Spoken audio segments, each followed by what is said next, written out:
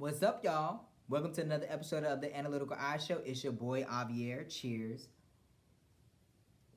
I hope y'all having a good day, as I am. So much stuff is always going on, y'all. This world we're living in is just crazy as it can be. And as you become more of an adult, you get quickly pulled out of that imaginative, what's the word I'm looking for? You get quickly pulled out of that imaginative realm that you've been in all your life, that childhood realm all of your life.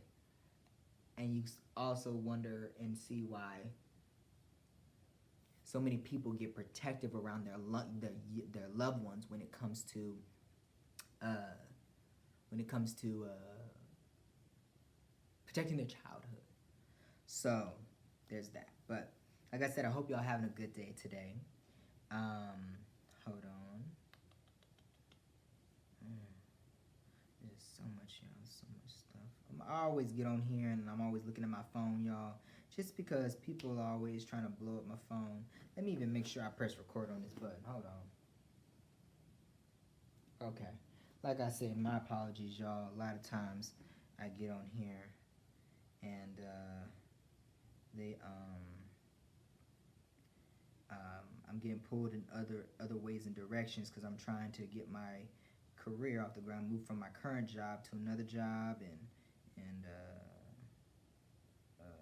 just do a whole bunch of stuff. That's what I'm doing right now. But like I said, I hope y'all having a good day today.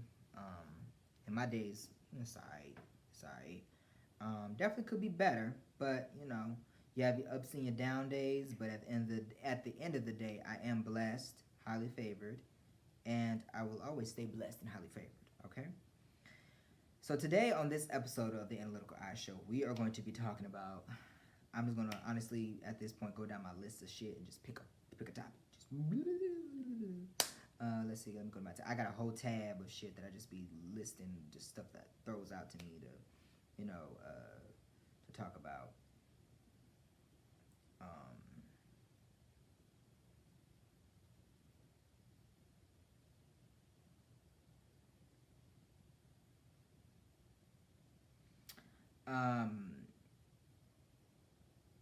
Have I ever do that? Well, I guess we can talk about that. Have I told y'all, which is the foundation of this show?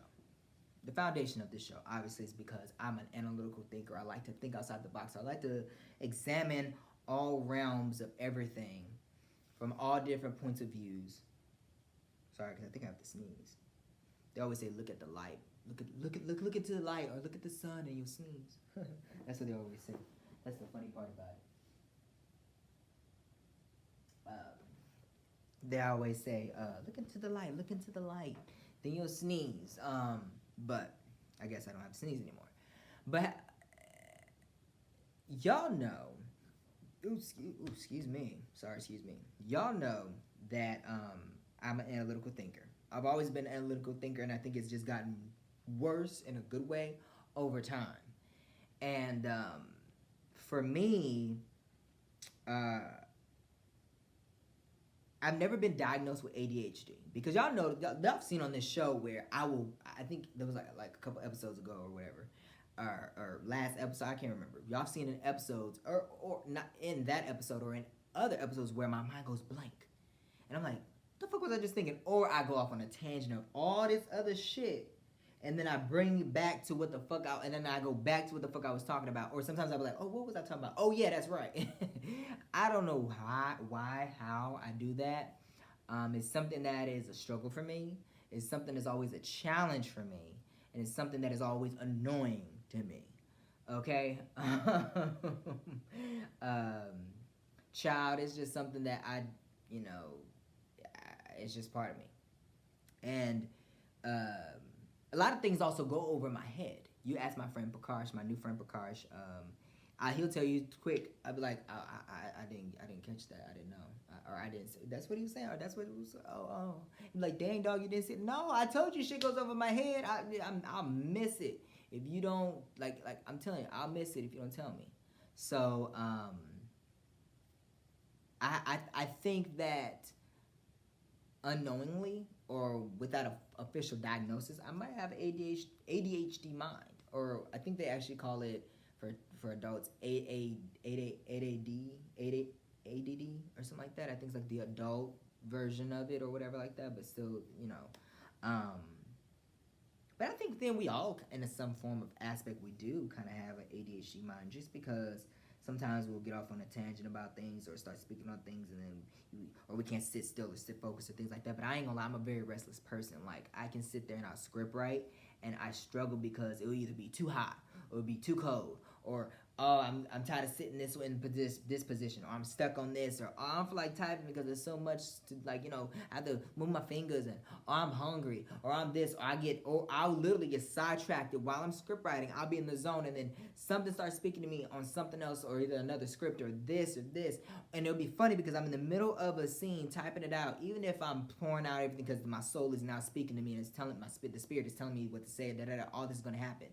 Then my spirit pauses or it continues, but then something else in my spirit will start speaking loud too, and I'm like, okay, I can't concentrate. Or sometimes I'm trying to figure out what to say and I'm stuck. Now I have a writer's block, and I'm start thinking about another movie idea to put, and then I start thinking about an actual scene to start typing out. I'm like, what's going on here? Why is this happening? But then I also don't do it. I think a lot of times it's because I'm also I don't actually sit down and write everything out that I'm thinking or at that time. You know what I'm saying? And I'm not being obedient to my writing and to my creativity, where I'm literally, okay, this is what I'm thinking at this time. Let me write it down. Let me quickly get it out, because something is speaking to me. You know what I'm saying? I'm always like, okay, let me save it for later because I'm too tired to think, or too tired to, or something like that. I need to be more obedient no matter what, because then everything will really start flowing to me. Which I started to find out because then when I started script writing, I think one of my scripts that I wrote it like the first 60 pages in a few hours, like only like 2 hours. And I got 60 pages of that script down, and I was like, afterwards, I was like, huh. I was like depleted. I was exhausted because it finally all got out of me, and I was like, whew. You know what I'm saying? So yeah, that happens to me a lot. So I just ask that y'all bear with me because, I'm just a very, very obtuse thinker, a very obtuse person. A very out there, overly, outwardly spoken, rightfully so, I feel, and I will never shut up. Everything comes out of me the way that I feel it's supposed to, whether it comes out in anger, whether it comes out in frustration, whether it comes out in kindness, or whether it comes out in any fashion that it comes out at that time. That's just how it's supposed to come out. You know what I'm saying? But I try not to speak on things on this show that maybe not directly have anything to do with me, or really at all. But then again, I also try to speak on shit that really matters, and that happens to just be shit that sometimes has nothing to do with my race, or is me specifically, or in my life, because it needs to be talked about. It needs to be a discussion. It needs to be something where I am saying, hey, y'all, we need to talk about this. This needs to be addressed.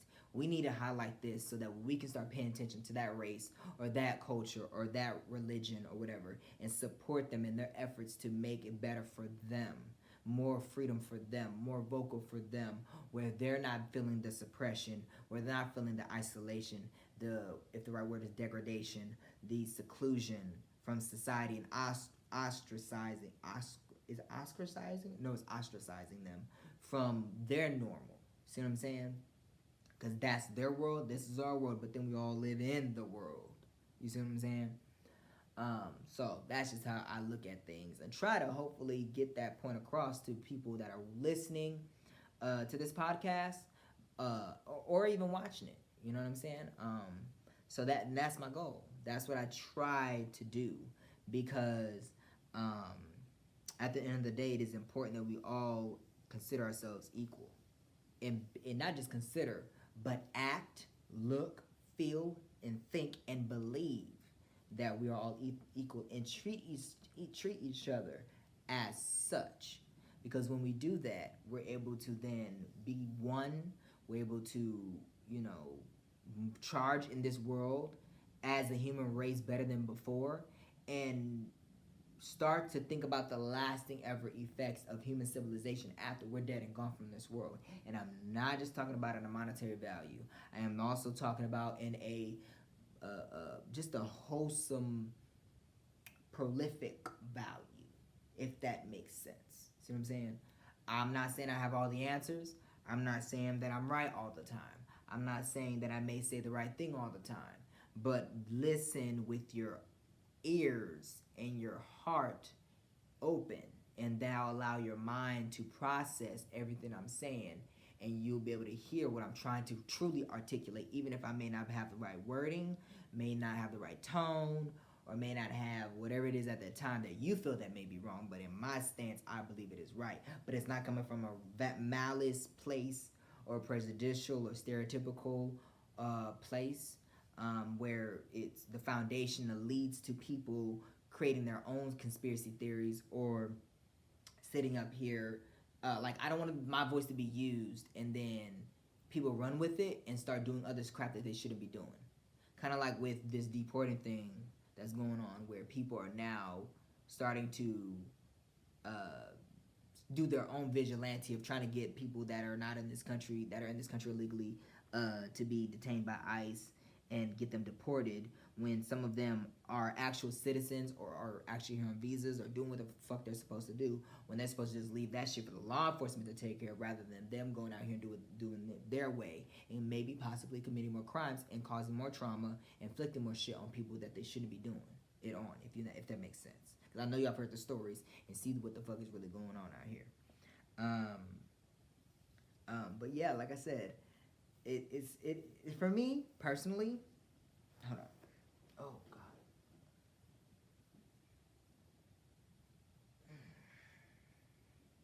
Me personally, I feel that having this type of mind is very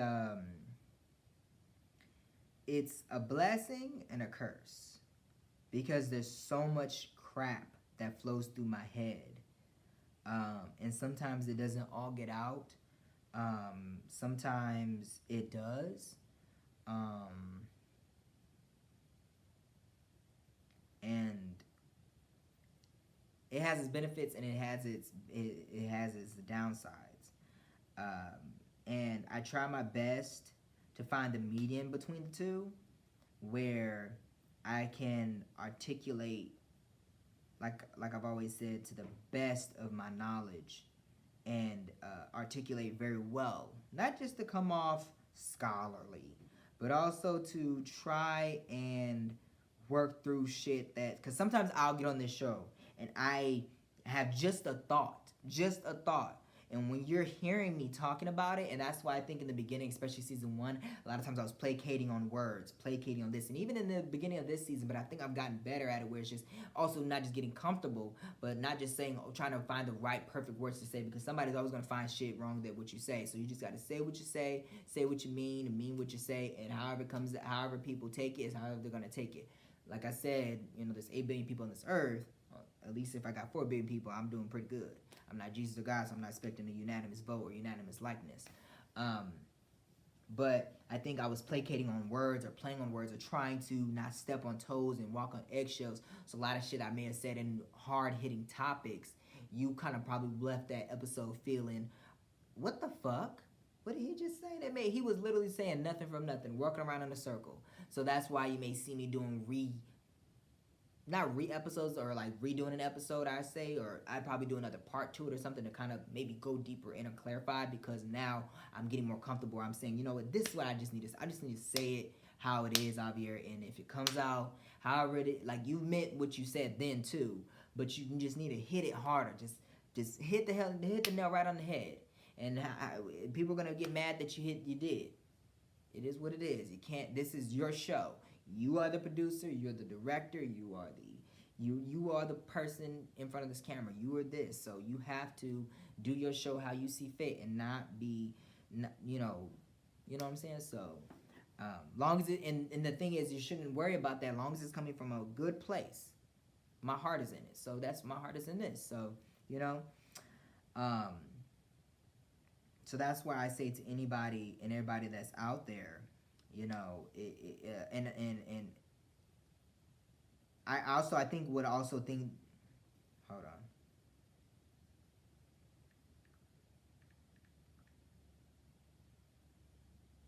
Sorry, just trying to.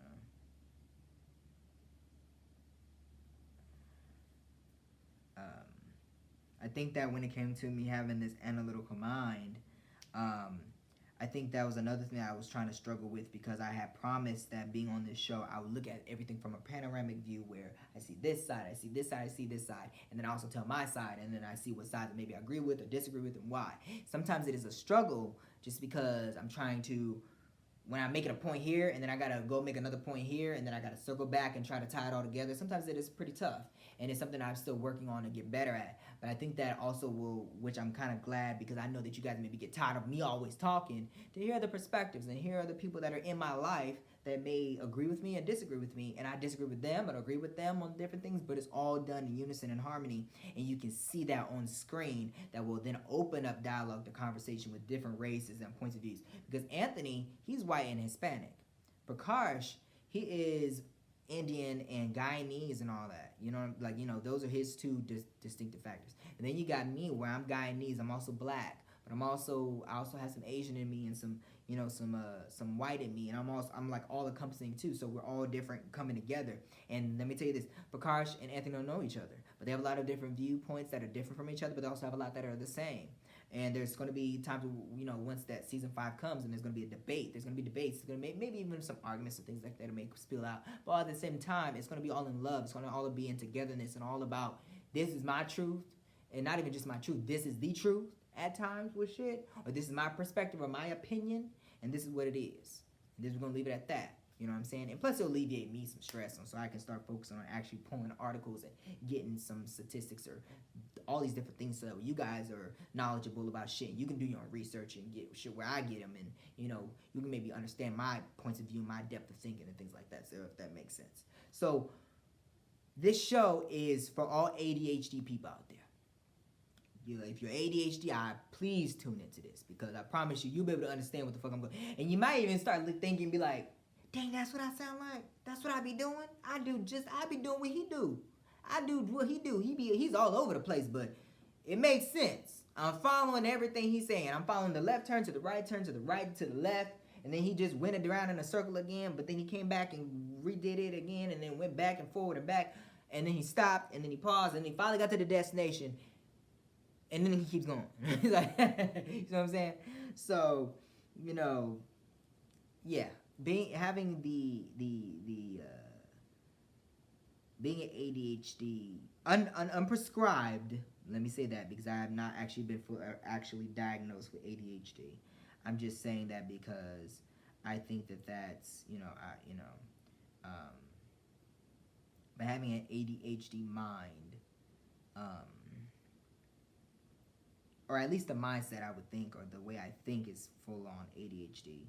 It definitely stops me in my tracks with shit a lot of the times, but. I think it's a constant struggle but anybody that has ADHD or anything, there is a small glimpse of a struggle where they're constantly trying to, articulate their words or process shit or push through shit that may not all, but we all push through a lot of shit that, hasn't necessarily been, what's the word I'm looking for? That necessarily hasn't been diagnosed to them or highlighted to them, but makes up who they are. So that's why I say I'm ADHD adjacent. I have not been diagnosed. I haven't been, went to a doctor that they've always thought I've had it or some form of it or something, but they've never came out and said, hey, yo, we want to, we need to do a test on him so we can diagnose him and see if he actually has it. You know what I'm saying? But also because I remember growing up in school, they had this aptitude test that you would take, and it would be where you it was like, or they called it a reading benchmark. They had like a mathematical, or what they call arithmetic at one point in time, but mathematical, and then they also had the reading. And then they also had the writing benchmark test. I don't know the book. I have to think of the company that provided the book, but they were like these slim books. Do I have a book that's kind of slim? I want to see if I can show you how slim the book was. I don't think I have a book that's slim, but it was like maybe no more than like 20 pages. And they say open up this book, and what they'll do is they have, I think, a transcript of the book, and they say read from this page to this page, and I think they'll also time you, and then you read it. Anytime you made a mistake, they'll mark it. If you went back, corrected it, they will like mark that as you corrected it or whatever, and they'll like continue on, and then they'll like mark anytime you mispronounce a word, stumbled upon a word, or you skipped a sentence. And I used to do all of those things a lot, because a lot of the words would run together for me. Where so I'm like I could and that's why I don't think I like to read now, just because a lot of the words run I think I've gotten better with my reading, because I read really good. I feel like I read pretty good. At that time, I think I was reading like I was reading at grade level, but it was like, or I was reading like either a grade level behind at one point, or I was at a grade level, but it was just like I was on the cusp of being behind on a grade level. So those benchmarkers, yeah, and then they also had the state test, which is called in Colorado they call it the CPAP, I think it was at one point. I don't know what it's called now, or if they still have it. I know that once I got to high school, they stopped doing it. They stopped testing us for it. But it was called the Colorado State Assessment Program or placement or whatever like that, where it's basically to show the district or in the state what you've learned. So then that provides funding for the school. The higher the test scores are, the more funding the school gets, the more recognition, the more everything the school will get in regards to that. And I've had it where I went to my the school. One of my schools was Pioneer Charter. I think the last time I did the CPAP was when I got to know community art school, and that was like 8th grade. I think once I entered high school, they didn't have it no more. But at least while I was at Pioneer, we had those damn things, and I used to hate that shit. But our test scores when I was in kindergarten, because I went to a lot of different schools, but because I went at Pioneer, and then I moved to Barrett Elementary for some years, and I went back to Pioneer, and then I was all over the place. But when I was I think I was in like first grade, I think it was at Pioneer or something like that. Their grades were so good that they ended up moving from that. Remember that metal? Back in the day, they had that metal. Playground. That was when the sun was so fucking hot you couldn't get on that shit, but you had no fucking choice because you wanted to play. But then they moved to a color microfiber type of playground where it's safe to play even in heat and things like that. They would upgrade the playground and get redo a lot of shit around the school and everything like that. So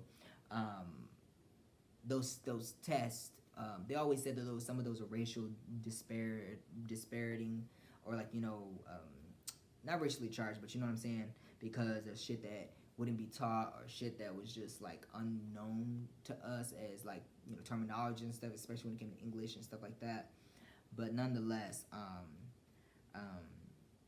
I tested fairly well, but not as high as I should. So that's why and I also ended up needing to have additional testing time. So like everybody got like 60 minutes to complete this, but then I would get an extra like 30 minutes on the side to complete it, and then I think at one point I was in a different room sometimes for the testing, just because so that I can be allotted that extra time to be able to take the test and complete it. Down from just multiple choice to the written exams, and then also the comprehension levels and the arithmetic, all that stuff like that. But as I got older, then I started excelling even more. And I think I have to thank Pioneer a little bit more, just because my writing teacher at that time, and she was very anal about some shit. And then on top of that, then I ended up taking, when I got to high school, I took algebra, advanced honors algebra 2, geometry, and then concurrently I was in a science class, and I was doing physics. I took a physics class. I sucked bad at AP chemistry. They threw me in that. I didn't want it, but they threw me in it. I failed that shit because I didn't even have regular chemistry, but also on top of that, chemistry had science and math that was way more complex, and I didn't understand the shit, and I just didn't want to deal with it. Plus, by that point, I was worn out by school. But I found chemistry cool, but I just wanted to do more explosion shit and more, mixing shit than math, but you also have to, mix the two or whatever like that. But nonetheless, I say all that to say, that's why I say I've had that ADHD tag to me. I don't consider it a disability or like a problem or something I'm like about it. It's just something I want to speak to y'all about, just because it's kind of explain why I'm sometimes maybe all over the place when I'm talking or saying things or can't find the right word. It's because sometimes what's in here translating to here, and then sometimes before I can get to here, my mouth is already moving with it. You see what I'm saying? So it's not necessarily talking to my ass. It's just like, because I've already, I already have, and a lot of times the thoughts are already have been said before in the privacy of my home. I'm just getting home. I'm just now getting on here and saying it to you. You see what I'm saying? So, yeah. But, sorry, hold on. Let me make sure. I knew I had that white line going across my lip. I hate this white line, y'all. And I know y'all probably looking like, Javier, you got, hold on, the white around your lips. See what I'm saying? That's another thing. You have to tell me all the time because I love me potato chips. It's not 750, it's 750. My cap's off of All About the Benjamins. I'm sorry. But yeah, that's my little history. That's my little backstory on why I say I have ADHD, or that it was officially never diagnosed, but it was always thought that I may have had it just because of my comprehension on a lot of stuff. But it did definitely get better as I got older, and especially because it became more of an analytical thinker and analytical on a lot of shit when it came to comprehending things and looking through things and doing research on things that I really enjoyed to read about and stuff like that. So I think it started to allow me to have a bigger dictionary of words to pull from, a pool of words to pull from and things like that. So it worked out for what it was. But those benchmarkers, sometimes it was just ugh. It was tough. It was tough sometimes. Especially some of those books, and I'm like, why the fuck are we doing it? And then sometimes you would also have to read the passage after, and even they would track your reading. And after that, you had to explain what you just read. And sometimes I have the problem with, I'm a visualizer.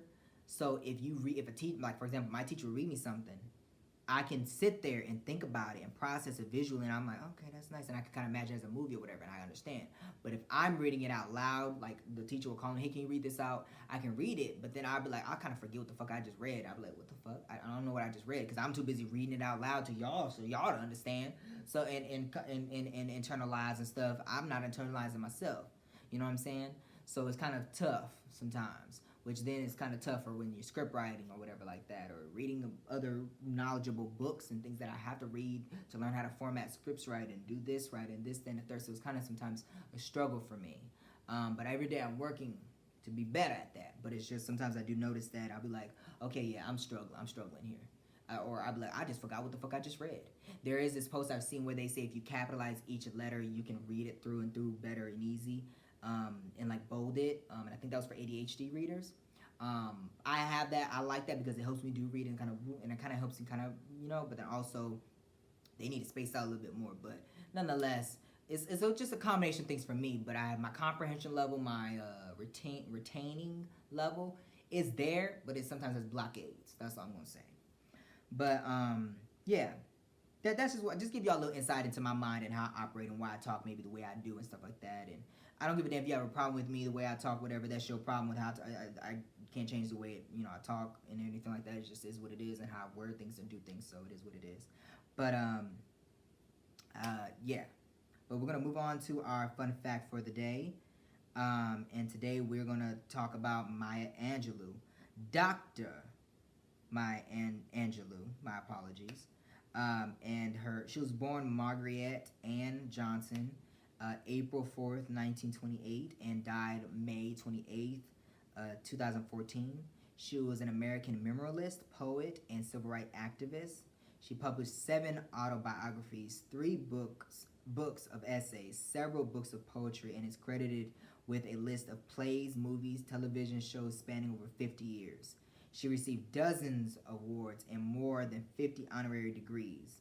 Angelou's series of 7 autobiographies focused on her childhood and early adult experience. The first, I Know Why the Cage Bird Sings, tells of her life up until the age of 18 and brought her international recognition and acclaim. Sorry, my bad. I know. Got a really nice signature. I like that. Sorry, my apologies. Um, she was a poet and a writer after a string of odd jobs during her young childhood, which did include fry cook, sex worker, night performer, proggy and best cast member, Southern Christian Leadership Conference coordinator, and the correspondent in Egypt and Ghana during the decolonialization of Africa. She was also an actress, a director, producer of plays, movies, and public television programs, along as a writer on those as well. My apologies. Mm, mm. My apologies. Sorry. Um, she she has made over 80 appearances. She approximately made 80 appearances a year on a lecture circuit, something she continued into her 80s. In 1993, she recited her poem on the post of mourning at the 1993 at the first inauguration for Bill Clinton, making her the first poet to make an inaugural recitation since Robert Frost at the inauguration of John F. Kennedy in 1961. So I just want to thank you, Miss Maya Angelou. She was also in 1982, she was named the first Reynolds Professor of American Studies at Wake Forest University in Winston-Salem, North Carolina. And Angelou was active in the civil rights movement, like I stated, and worked closely with Dr. Martin Luther King and Malcolm X. So I thank you for everything that you have done. And I think I may have mentioned, I think I said she was doctor. I don't think, my bad, I may have been mistaken her for being a doctor, but for all the work she's done, she ought to be a doctor, or she has an honorary degree. I'm sure that has the doctorates on there, so I'm going to still say Dr. Maya Angelou. Thank you so much for all of your words and inspiration and the power in your words, everything. You inspired so many great producers and directors. I remember Poetic Justice starring Tupac and the great legend Janet Jackson. Directed, produced, and written by the late, great legend John Singleton, which he's one of my all-time faves. That movie, just that alone was just amazing. And I think that's where one of the first times I was fully introduced to who Maya Angelou was, from all of those poems that were in that movie. It was just greatly scripted and written into the fabric of the storyline and the plot and everything like that. So it was very amazing, very amazing. So I thank you so much, Dr. Maya Angelou, for everything you've done for us and the black race, the human race as a whole, the struggles and everything you've gone through. God bless you. Rest in peace. I thank y'all for watching this episode of The Analytical Eye Show. You can follow me on Facebook, Instagram, and Twitter and TikTok at Avia Vassal. You can follow the show on Facebook and Instagram at The Analytical Eye Show. And you can follow the show on Twitter at iAnalytical. I thank y'all so much for watching this episode. Cheers. Have a good day. And make sure you take time out to talk about things that meet the eye daily.